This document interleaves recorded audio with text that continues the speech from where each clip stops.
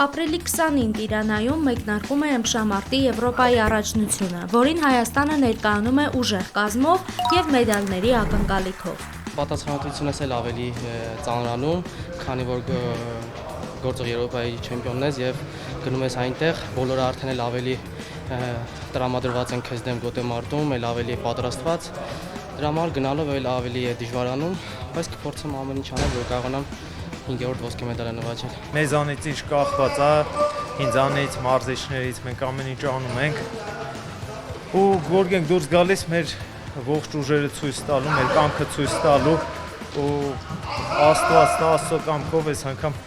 ստացվի գրավեմ առաջ տեղը։ Այս անգամ հավաքականի կազմում կա էական փոփոխություն։ Արթուր Ալեքսանյանը բուժման պատճառով չի մասնակցի մրցաշարին։ Նրան 97 կիլոգրամ քաշային կարգում կփոխարինի մինչև 23 տարեկանների աշխարհի առաջնությունում աշխարհի չեմպիոն Հայկ Խլոյանը։ Արտուրը արդեն 11-ից ավելավոր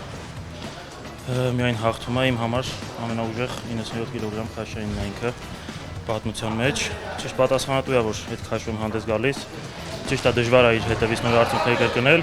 բայց պետք է փորձել։ Թեև սպիտակ արջը չի մրցելու, նա շարունակում է մնալ թիմի կողքին, անձամբ մարզելով եւ իր փորձով մոտիվացնելով ըմբիշներին։ Բաժանորդագրվեք Արմաթ մեդիայի ալիքներին սոցցանցերում։ Հետևեք մեզ նաև Armat Media AM կայքում։